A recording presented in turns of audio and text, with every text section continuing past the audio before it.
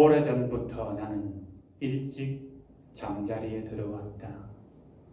때로는 촛불을 끄자마자 즉시 눈이 감겨서 잠드는구나 하고 생각할 틈조차 없는 적도 있었다. 그러면서도 반 시간 후 잠이 들었어야 할 시간이라는 생각에 깨어난다. 아직 손에 들고 있으려니 여긴 책을 놓으려고 하며 촛불을 불어 끄려고 한다. 조금 전까지 읽고 있던 책에 대한 회상은 깜빡한 사이에 단절된 것이 아니라 다만 그 회상은 야릇한 모양으로 변한 것이다.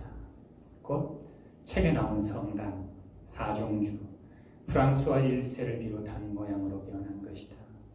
프랑스와 1세와 카를 5세와의 대결 등등이 흡사한 나 자신의 일처럼 생각되는 것이다. 이러한 생각은 깨어난 후에도 얼마 동안 계속되는데 그것은 나의 이성에 별로 어긋나지 않지만 단지 비늘처럼 눈을 덮어버려 촛불이 이미 꺼지고 있는 사실을 알아채는 것을 방해한다. 다음, 그러한 여겨짐도 종잡을 수 없는 것으로 되어버리기 시작한다. 마치 윤회 전생을 하고 나서의 전생의 사념들처럼 서적의 주제와 나는 서로 분리되어 그 주제에 골몰하거나 말거나 내 마음대로다. 나는 곧 시력을 회복하여 내 주위가 캄캄한 데에 놀라지만 그 어둠이 나의 눈에는 쾌적하고도 아늑하다. 아니, 내 정신의 어둠은 까닭 없는 불가해함, 참으로 아련한 것처럼 되어서 아마 더욱 쾌적하며 더욱 아늑한지도 모르는 일, 몇이나 되었을까 하고 나는 생각해본다. 열차의 기적 소리가 들려온다. 그것은 멀리 또는 가까이 숲속 새의 노래처럼 거리를 알리며 나그네가 다음 역으로 서둘러 가는 적막한 들판의 넓이를 나에게 그려보인다.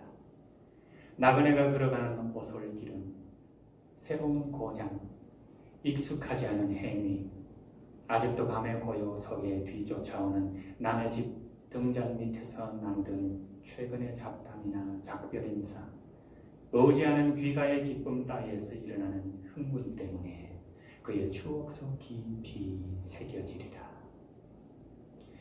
내가 회중시계를 버리고 성냥을 긋는다. 오래지 않아 자정, 그것은 예컨대 이러한 시각이다. 병을 무릅쓰고 나그네 길을 떠나 생소한 여관에서 묵어야 했던 사람이 발작으로 깨어나 문 밑에 먼 동이 트는 햇살을 보고서 기뻐하는 시각. 고마워라. 이미 아침이다. 곧 하인들이 일어나겠지. 초인종을 울릴 수 있겠지. 도와주러 오겠지. 편해진다는 희망의 아픔을 참는 힘이 솟는다. 바로 이때 발자국 소리를 들은 것 같다. 발소리가 다가왔다가 멀어진다. 문 밑에 광선이 사라진다. 자정인 것이다. 지금 가스등을 끈 것이다. 마지막 하인은 가버렸다. 그리고 그대로 약없이 밤새도록 괴로워해야 한다. 나는 다시 잠든다. 그러고 나서는 이따금 잠에서 깨어나는 일이 있어도 잠시뿐. 판자가 말라서 갈라지는 삐걱대는 소리를 듣거나 눈을 뜨고 어둠의 만화경을 응시하거나 모든 게 잠겨있는 잠을 의식에 비추는 순간적인 빛으로 맛보는 것 같은 매우 짧은 잠시뿐.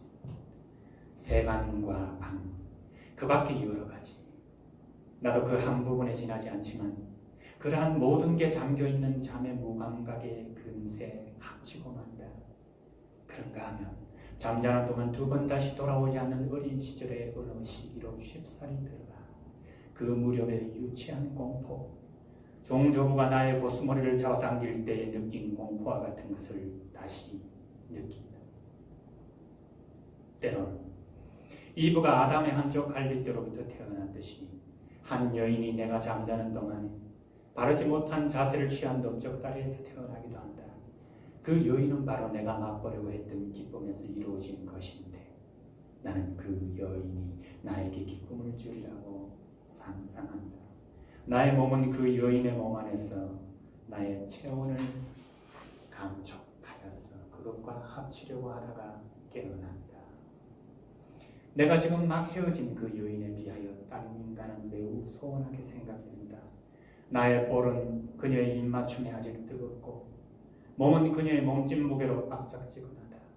종종 일어나는 현상이지만 그것이 여태까지 삶에서 알고 지내온 여인 가운데 한 사람의 얼굴 모습을 하고 있을 때 나는 그것을 다시 한번 보고 싶은 일념에 심신을 집중시키려고 한다.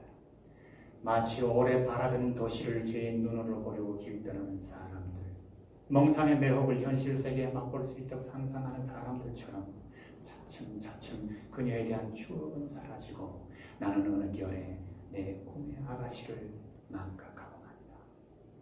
잠든 인간은 시간의 시를, 세월과 삼라 만상의 질서를 자기 몸 둘레에 동그라미처럼 감는다. 깨어나자 본능적으로 그것들을 찾아 거기서 자기가 차지하고 있는 지점과 깨어날 때까지 흘러간 때를 삽시간에 읽어내는데 종종 그것들의 열은 서로 얽히고 끊어지고 난다. 잠 못 이루는 밤의 새벽녘, 평소에 잠자는 자세와 다른 자세를 취하고 독서하다가 잠들었을 때 마치 팔의 위치가 올라가 있는 것만으로 태양의 걸음을 멈추게 하거나 뒷걸음치게 할 수 있으므로 눈뜬 순간에는 이미 일어날 시간인 줄 모르고서 지금 막 잠든 줄로 여길 때도 있을 것이다. 보다 바르지 못한 어긋난 자세, 예컨대 저녁 식사 후 팔걸이 의자에 앉아 옅은 잠이 들기라도 하면 무질서한 세계에 빠져 대혼란은 극에 달하고 마법 의자에 앉아 시간과 공간 속을 전속력으로 달려 눈꺼풀을 뜬 순간 어쩐지 딴 나라에서 몇 개월 전에 취침한 기분이 들기도 할 것이다. 그러나 나의 경우는 단지 침대에 눕고 거기에다 잠이 푹 들어 정신의 긴장이 완전하게 풀리는 것만으로 좋겠다. 그것만으로도 나의 정신은 나의 몸이 잠들고 있는 곳을 종잡지 못한다. 그리고 오밤중에 눈을 뜰 때 내가 어디 있는지 모르기 때문에 첫 순간 내가 누군지조차 아리송할 때가 있다.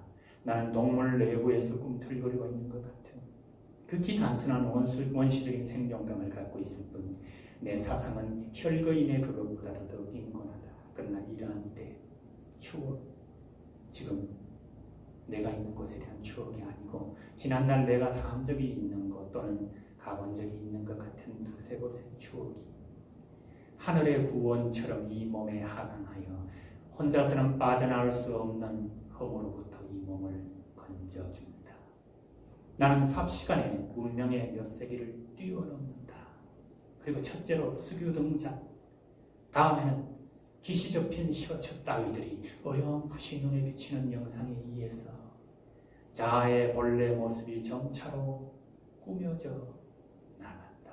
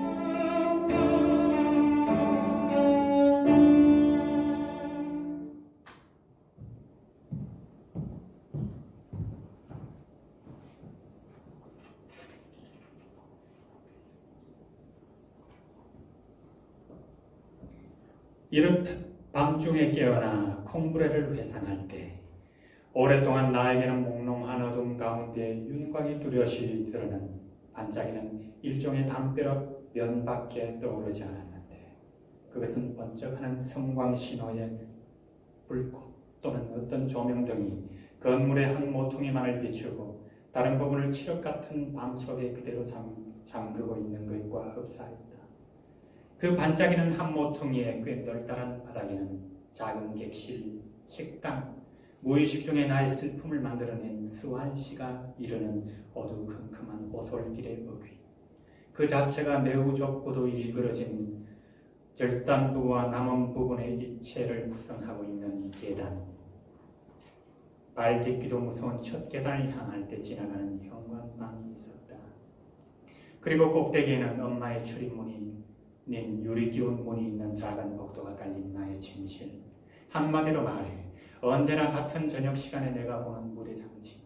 주위에 있을 수 있는 온갖 것들로부터 고립되어 그만큼 어둠 속에 홀로 뚜렷이 드러나 있는 무대 장치.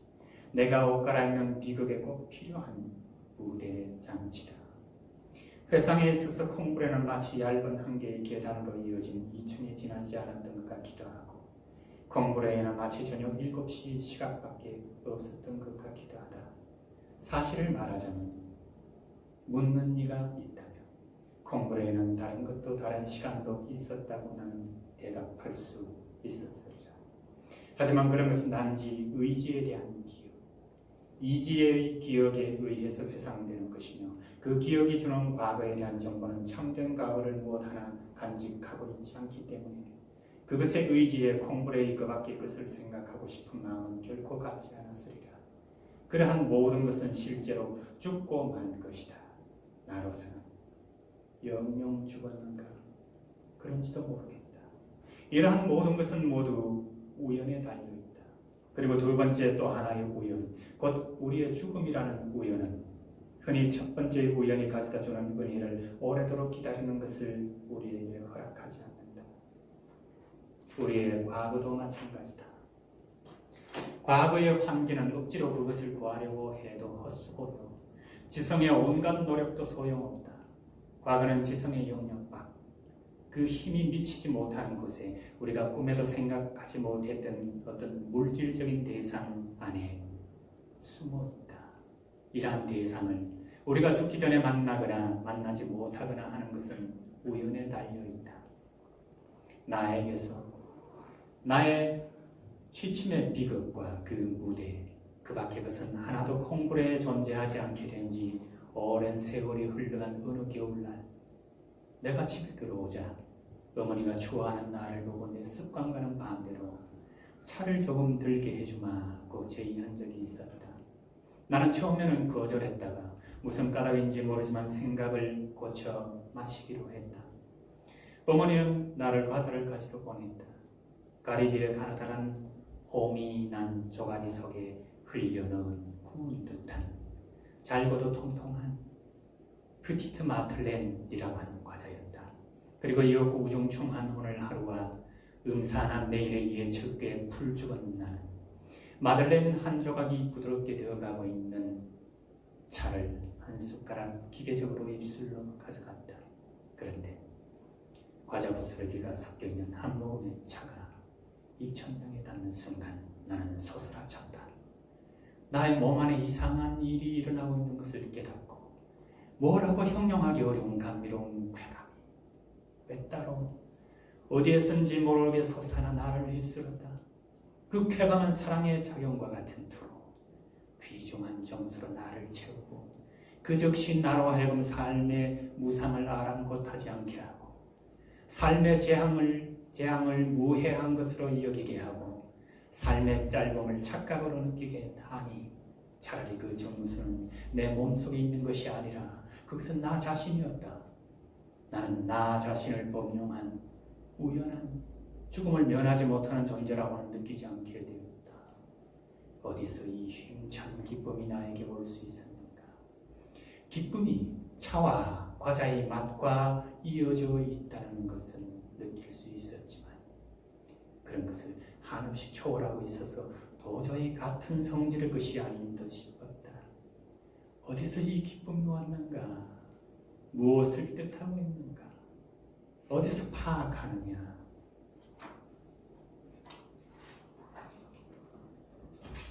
두 모금째를 떠마십니다. 내가 찾는 진실이 음료 속에 있지 않고 나 자신 속에 있다는 건 확실하다. 나는 찻잔을 놓고 정신을 되돌아본다. 진실을 찾아내는 일이야말로 정신의 소임이다. 창조하는 거다. 정신은 아직 존재하지 않는 어떤 것에 직면하고 정신만이 그것을 현실화시켜서 다음에 그것을 정신의 광명 속에 넣을 수 있는 것이다. 정신은 감각을 다시 붙잡으려고 애쓴다. 이러한 정신의 비약이 아무 것에도 안 깨지게 나는 온갖 장애물, 온갖 잡념을 물리치고 옆방의 기척에 귀를 막고 주의를 기울이지 않으려고 한다. 다음에 두 번째로 정신 앞에 허를 만들어 그 첫 한 모금에 아직 새로운 맛을 또다시 정신에 직면시킨다. 그러자 나의 몸 안에 깊은 심연에 빠진 닷처럼 끌어올려지기를 기다리고 있던 그 무엇이 움직이기 시작해 떠오르려고 꿈틀거리는 것을 감촉한다. 그것이 뭔지 나는 모른다. 그러나 그것은 천천히 올라온다. 나는 그것의 저항을 느끼며 그것이 지나오는 거리에 소란한 소리를 듣는다. 그렇다. 자아의 밑바닥에서 그와 같이 떨고 있는 것. 그것은 그 미각과 결부되어 그 미각의 뒤를 이어 자아의 거죽으로 올라오려는 심상과 시각의 추억임이 틀림없다. 지금 동일한 순간의 인력이 그처럼 멀리서 와서 자아의 깊은 밑바닥에서 이 순간을 유인하며 움직이며 일으키려고 했는데 이 추억, 이 옛 순간은 과연 나의 맑은 의식의 표면까지 도달할 것인가? 그러자 갑자기 추억이 떠올랐다. 이 맛! 그것은 콩부레 시절의 주일날 아침 내가 레오니 고모의 방으로 아침 인사를 하러 갈 때 고모가 곧잘 홍차나 보리스꽃을 달인 물에 담근 후 내게 주던 그 마들렌의 작은 조각의 맛이었다. 여태까지 프리튼 마들렌을 보고도 실제로 맛보았을 때까지 아무것도 회상하지 않았던 것이다. 그 이유는 아마 그 후 화자 가게의 선반에서 몇 번이나 먹어도 먹어보지 않고 지나왔기 때문에 드디어 그 심상이 콩부레 시절의 나날과 떨어져 보다 가까운 다른 나날과 이어져 있었기 때문인지도 모른다. 혹은 그처럼 오랫동안 기억 바깥에 버려진 그런 기억에서 살아남아 있는 것이라고는 아무것도 없고 모든 게 분해되어 버렸기 때문인지도 모른다.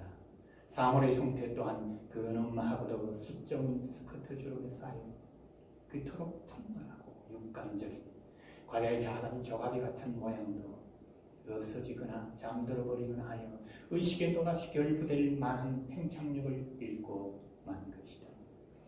그러나 옛 과거에서 인간은 사망 후, 사물의 파멸 후 아무것도 남아있지 않을 때에도 홀로 냄새와 맛만은 보다 연약하게 그만큼 보다 뿌리 깊게 무형으로 집요하게 충실하게 오랫동안 변함없이 넋처럼 남아있어 추억의 거대한 건축을 다른 온갖 것의 폐허 위에 환기하며 기대하며 희망하며 그의 촉지되지 않는 냄새와 맛에 있을 빵 위에 꿋꿋이 버티는 것이다. 레오니 고모가 나에게 준 보리스꽃을 달인 더운 물에 담근 한 조각 마들렌의 맛임을 깨닫자 즉시 거리에 면한 고모의 방에 있는 회색의 옛 가옥이 그의 무대의 장치처럼 나타나 이 원체 뒤에 나의 양친을 위해 뜰을 향해 지어진 작은 별채와 결부되었다. 그리고 이 회색의 가옥과 더불어 마을, 점심 전에 심부름을 가곤 했던 광장, 아침부터 저녁까지 어떠한 날씨에도 내가 쏘다니던 거리들, 날씨가 좋을 때만 다 같이 걸어간 길들이 나타났다. 그리고 마치 일본 사람들이 재밌어 하는 놀이, 물을 가득 채운 도자기 사발에 작은 종이 조각을 담그며 그때까지 구별할 수 없던 종이 조각이 금세 퍼지고 형태를 이루고 물들고 구분되어 꿋꿋하고도 알아볼 수 있는 꽃이 집, 사람이 되는 놀이를 보는 것처럼 이제야 우리들의 꽃이란 꽃은 모조리 스완시의 정원의 꽃이란 꽃은 모조리 비본의 수련화 마을에 선량한 사람들과 그들의 조촐한 집들과 성당과 온 콩부레와 그 근방 그리고 모든 것이 형태를 갖추고 뿌리를 내려 마을과 정원과 더불어 나의 찻잔에서 나왔다.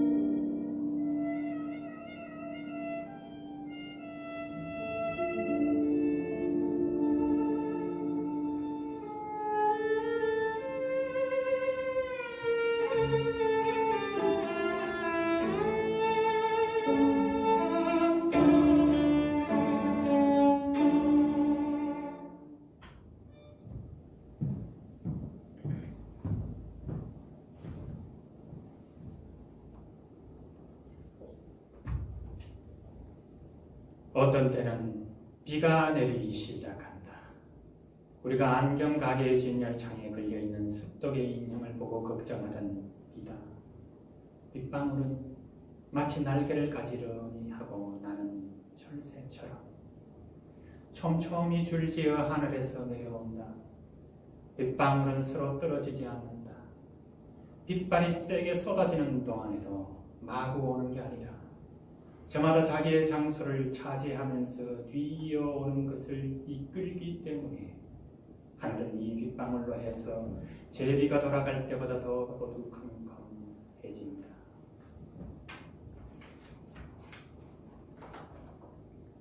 빛밑이 끝난 듯 보여도 약하디 약한 느린 것이 또다시 온다. 그러나 우리는 몸을 피했던 곳에서 나온다. 왜냐하면 빗방울이 나뭇잎을 좋아해서 지면이 벌써 거의 마르고 있는데도 허다한 빗방울이 아직 연맥 위에서 놀기에 정신이 팔렸어 잎끝에 매달리거나 쉬거나 하며 햇빛에 반짝이다가 갑자기 가지의 높이에서 굴러내려 우리의 코 위에 떨어지기 때문이다.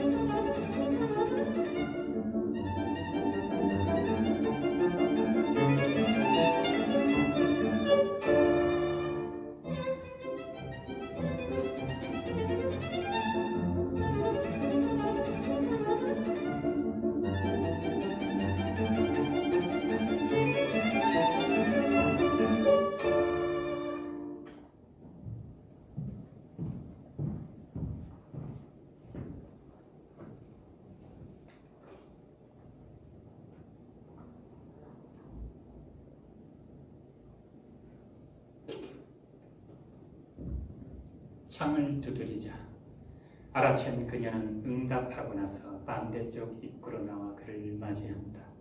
그는 피아노 위에 그녀가 좋아하는 곡 중 하나가 떨어져 펼쳐져 있는 것을 본다.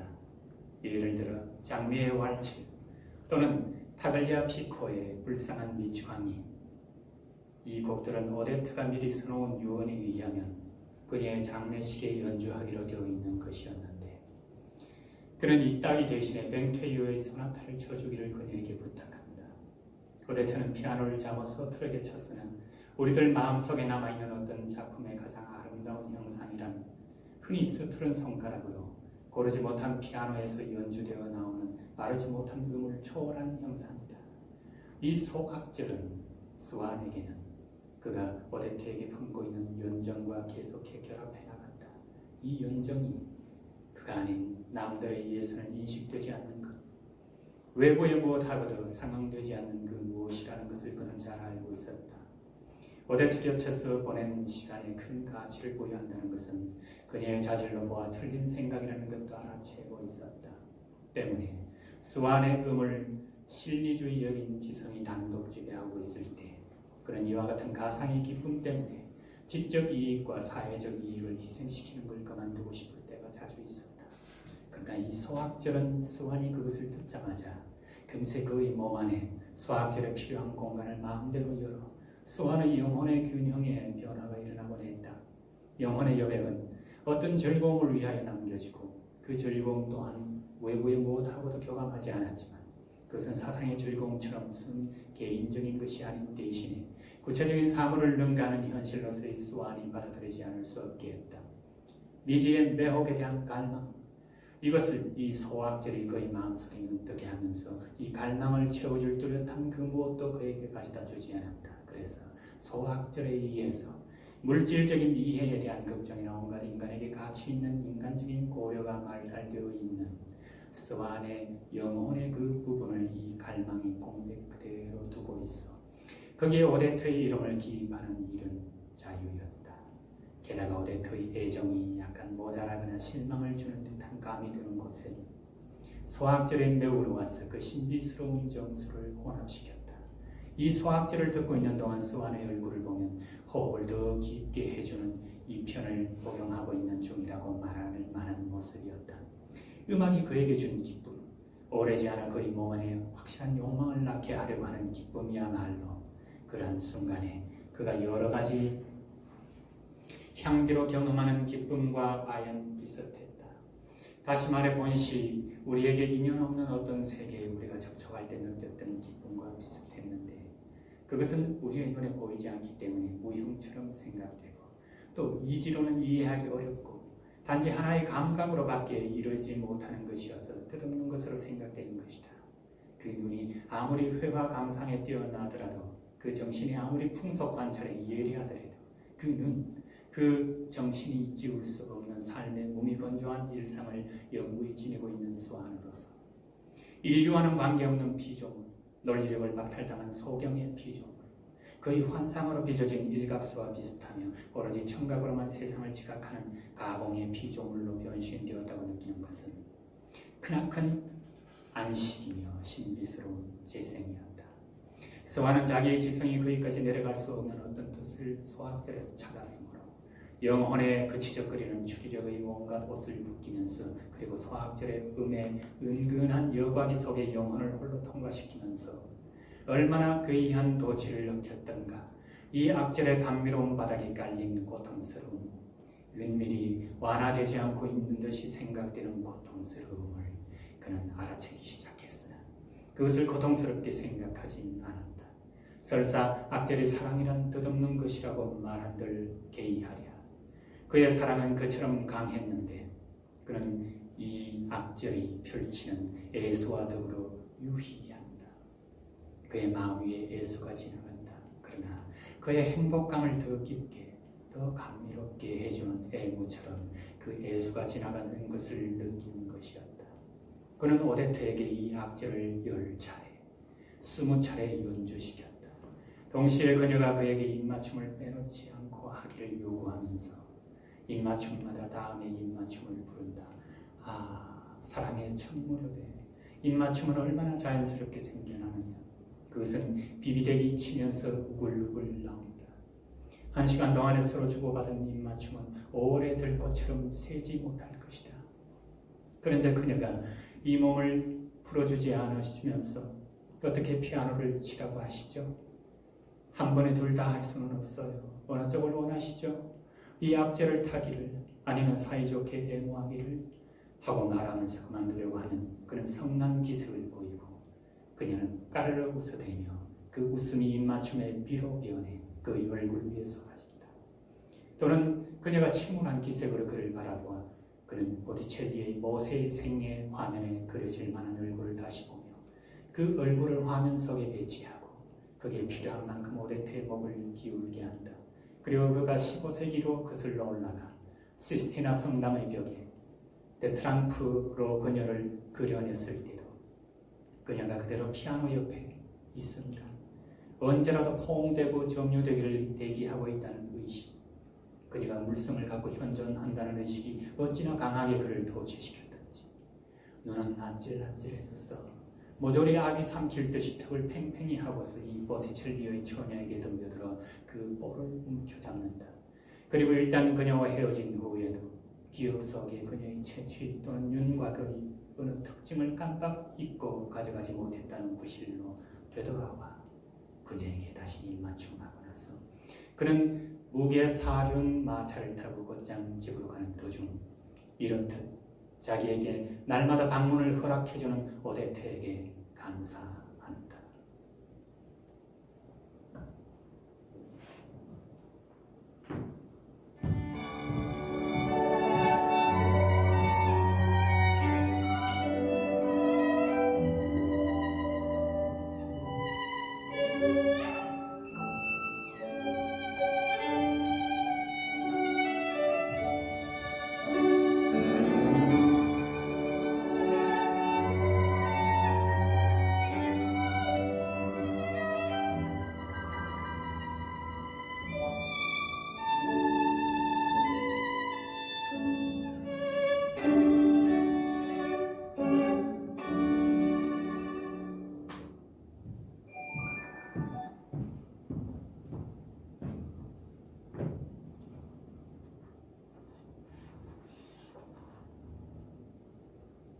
단번에 어두운 밤이 되었다.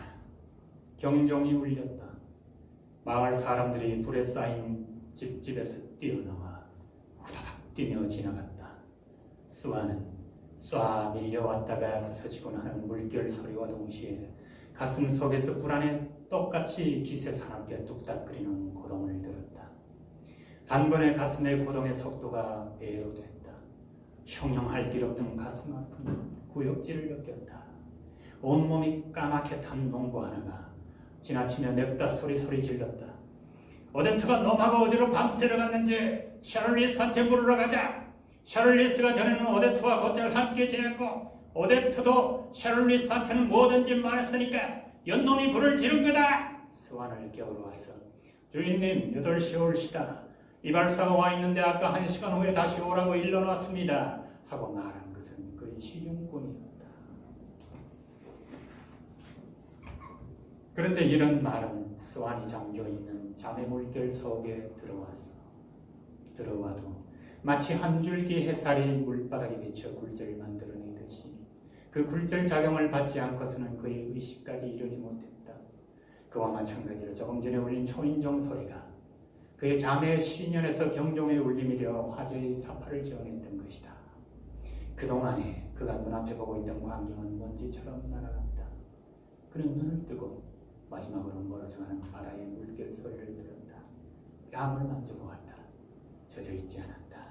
그렇지만 찬물의 감각과 소금의 맛을 상기하고 있었다. 몸을 일으키고 옷을 입었다. 이발사를 일찍 부른 것은 캉브로메르 부인, 전에는 르그랑땡 아가씨 부인이 앞으로 며칠 동안 콩브레에 머물러 있을 거라는 소식을 듣고 그 전날 나의 할아버지에게 이날 오후 안으로 콩브레에 가겠다고 써보냈기 때문이다. 그의 회상 속에서 이 젊은 부인의 얼굴의 매력이 오랫동안 가지 않았던 시골의 매력이 결합되어 그것이 한 덩어리가 되어서는 드디어 며칠 동안의 예정으로 파리를 떠나는 결심을 시킬 만큼의 매력을 주었던 것이다.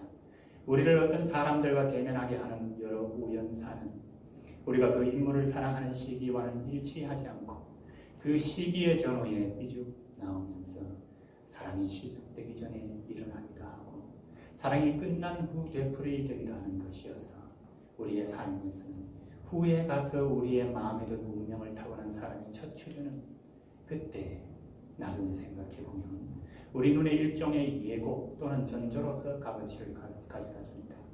그리하여 스와는 극장에서 처음 만난 오데트, 그날 밤에 다시 만나리라고는 꿈에도 생각하지 않았던 그녀의 영상을 자주 회상해왔으며 또 그렇게 하여 지금 프로베르빌 장군을 캉브르메르 부인에게 소개한 테베르트 부인의 밤모임을 상기하는 것이었다. 우리 생활의 관심사는 참으로 다양해서 동일 상황 속에 아직 존재하지 않는 행복의 편말이 우리를 괴롭히는 심각한 고뇌의 곁에 세워져 있다고 해도 그다지 희유한 게 아니다. 따라서 그런 심각한 고뇌와 행복에 예고된 병행은 스완이 생테베르트 부인 댁이 아니라 다른 곳에 있었더라도 스완에게 일어났을 것이 틀림없다. 그날 밤 그가 다른 곳에 있다고 해서 후에 가서 불가피한 것으로 보일 또 다른 행복, 또 다른 고뇌가 그에게 오지 않으리라고 누가 알랴. 하지만 실상 그에게 불가피한 것으로 생각되었던 것은 그때 일어난 일이었고 그 생테베르트 부인의 야회에 갈 결심을 하게 된 동기에는 뭔가 섭리 같은 것이 있던 것을 금세 감지하지 못할 스완이 아니었으니, 왜냐하면 삶의 풍요한 창작물을 찬미하는 탐이 많은 그의 정신, 하지만 그가 가장 바람하지 않았던 것이 무엇인지 알고자 하는 따위의 어려운 한 가지 문제를 오랫동안 파고들 수 없는 그의 정신은 그날 밤에 경험한 고뇌와 이미 싹트고 있었지만 그때는 아직 깨닫지 못한 기쁨 사이, 그리고 그 두 가지의 가치를 정확히 저울질하기는 아주 어려웠는데 필연적인 일종의 연쇄가 있다고 생각했기 때문이다. 그러나 깨어난 지 1시간 후 열차 안에서 머리털이 흐트러지지 않게 해달라고 이발사에게 지시하는 동안 스완은 또다시 꿈을 생각했다. 몸 가까이 감촉하듯 오데트의 파리한 색, 지나치게 얇은 두 볼, 초췌한 얼굴 모습, 피곤한 눈, 처음으로 그들이 관계를 맺은 이후 오데트를 계속해 사랑하고픈 일념으로 그녀한테 받았던 첫인상을 오랫동안 망각할 만큼이나 자주 거듭한 회합 중에 주의해보지 않게 된 모든 것을 다시금 눈앞에 보았으나 필경 잠자는 동안 그의 기억이 처음으로 그들이 관계를 맺은 무렵까지 거슬러 올라가 그런 온갖 것에 정확한 감각을 구하려고 했던 것이다. 그리고 그가 이제는 불행하지 않게 되고 동시에 그의 윤리의식의 수준이 낮아지게 된 지금 다시금 그의 앞에 나타난 간헐적인 그 상스러움과 더불어 그는 마음속으로 외쳤다. 그런 것에 내 생애의 몇 해를 망쳤다니, 죽고 싶어 했다니, 가장 큰 사랑을 바쳤다니, 내 마음에 들지도 않고 취미도 맞지 않는 한 여인 때문에.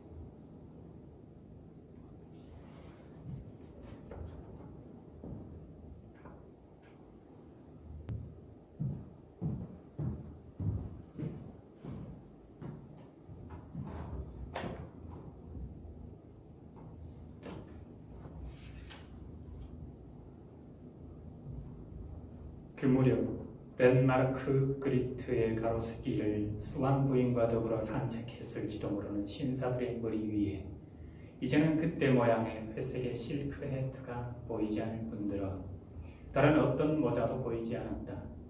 그들은 모자 없이 외출했다. 이런 광경의 새로운 부분의 어느 것을 보아도 나는 이제 그것의 영속성을 주기 위하여 조화와 생명을 거기에 들이밀 만한 기쁨의 정을 갖지 못했다. 그런 것들이 내 앞을 오수선하게 하고 헛되게 아무렇게나 지나가곤 했다. 그런 것들의 안에는 나의 눈이 지난날 날 모양으로 구성하려고 시도할 수 있었던 아름다움은 하나도 포함되어 있지 않았다. 그것은 특징 없는 여인들이었고 그녀들의 멋이라는 것에 나는 아무런 미쁨의 정도 없었고 그 몸단장도 아무 값어치가 없어 보였다. 그러나 미쁨이 사라져도 그 후에 살아남는 것이 있는데 그것은 새로운 현상의 현실성을 부여한다는 이미 우리가 잃어버리고만 힘의 결핍을 감추기 위해 점점 더 뿌리 깊게 살아가는 것이다. 다시 말하면 그것은 지난날의 미쁨이 생기를 주었던 옛 사물에 대한 물신숭배적인 애착이다. 마치 신이 존재하던 것이 우리의 마음 가운데가 아니고 그런 옛 사물 안이기라도 한 것처럼 또 우연히 일어난 우리들의 현재의 신뢰 상실의 원인이 신의 죽음 때문이기라도 한 것처럼 얼마나 무서운 일이냐 하고 나는 중얼거렸다. 그 옛 마차의 차림새에 비하면 이런 자동차를 누가 멋지다고 생각했겠는가. 진정 나는 너무 늙었나 보다. 아니 부인들의 몸이 천으로 지은 것 같지 않은 옷에 묶여있는 세상에 살 인간으로 태어나진 않았다. 지난날 이 단풍진 가냘픈 잎들 밑에 모여있던 것들이 이제는 아무것도 안 남아 있다면 지난날 이 잎들을 틀로 삼았던 그 아름다운 그림이 비석과 광기로 바꿨다면 새삼 이 나무밑을 찾은들 무슨 소용이냐. 얼마나 소름 끼치는 일이냐. 멋이라고는 없는 오늘날 나의 위안이라고는 알고 지낸 여인들을 생각하는 것뿐이라니. 그러니 큰 세장이나 화원의 약탈물로 들핀 모자를 쓴 끔찍한 여인들을 바라보는 넌팡이들이 간단한 연보라빛 카포트가 아니면 단 한 송이의 흰 붓꽃이 똑바로 비중 나온 조그마한 모자를 쓴 수한 부인을 보았을 때 그 모습에 담겨있던 아름다운 매력을 어찌 내가 느꼈던 것과 마찬가지로 느낄 수가 있겠는가.